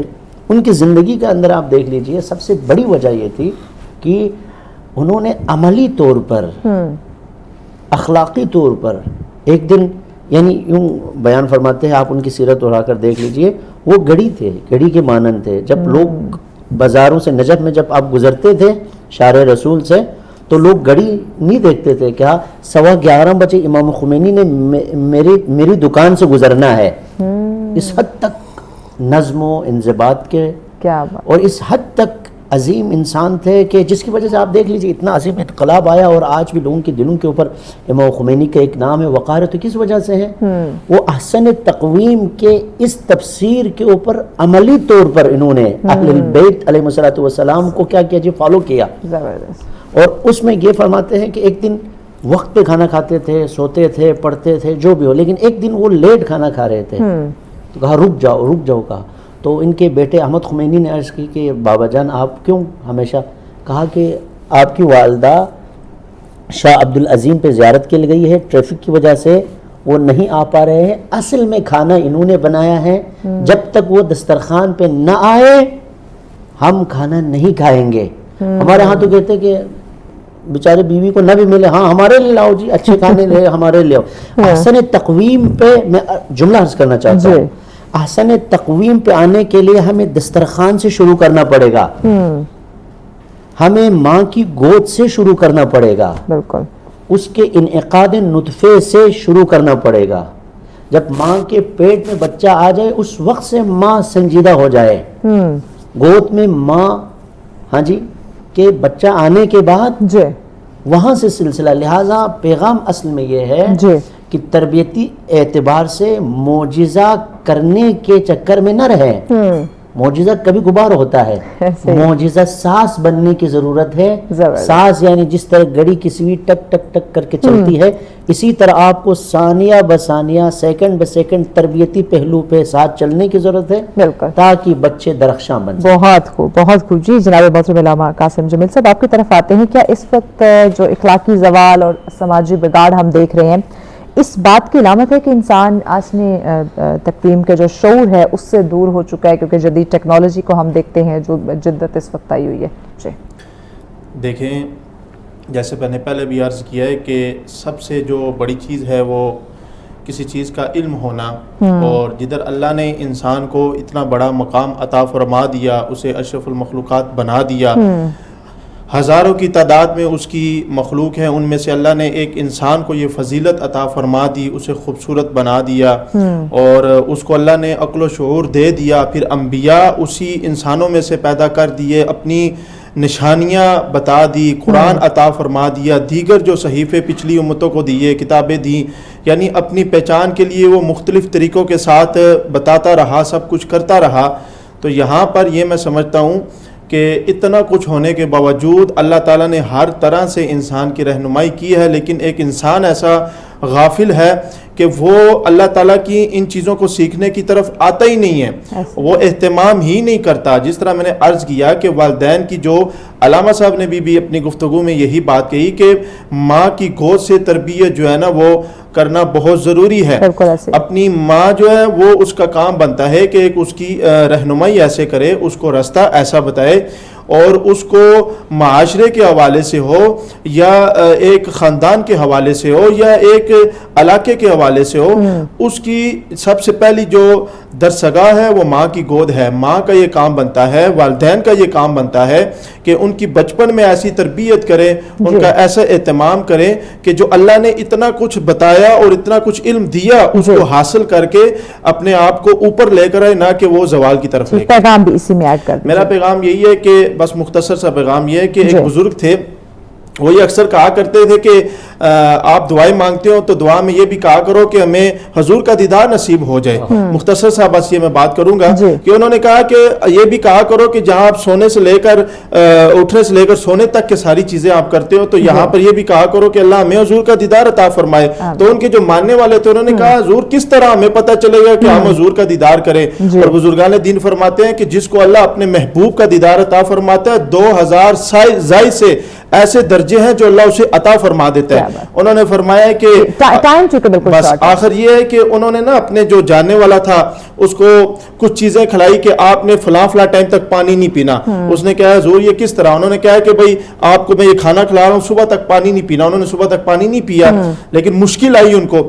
تو جب وہ صبح ان کی بارگاہ میں آئے تو انہوں نے یہ کہا کہ آپ کو خواب میں کیا نظر آیا؟ انہوں نے کہا خواب کو مجھے پانی نظر آیا رات کو.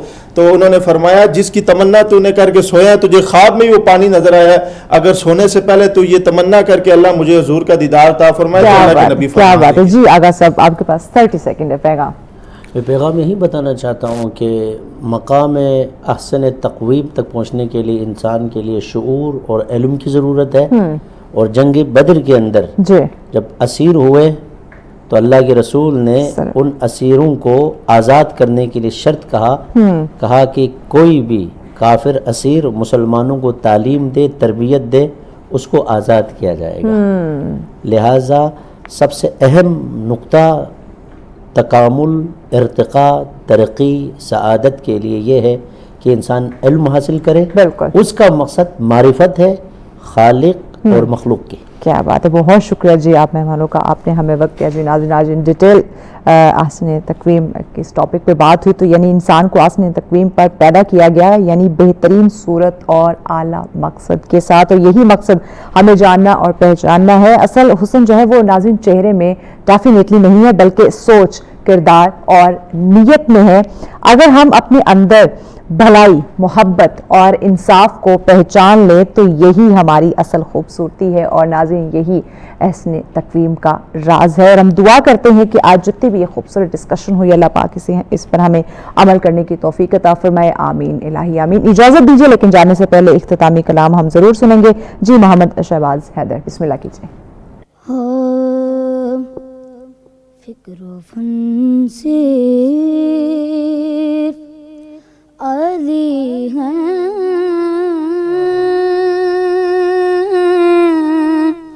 یا علی کے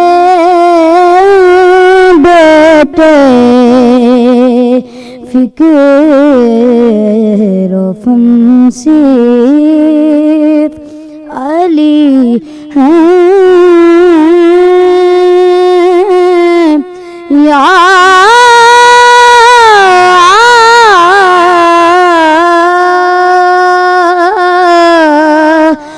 علی کے بیٹے، اب لگن صرف علی ہیں، یا علی کے بیٹے، بت بنانے میں تو شامل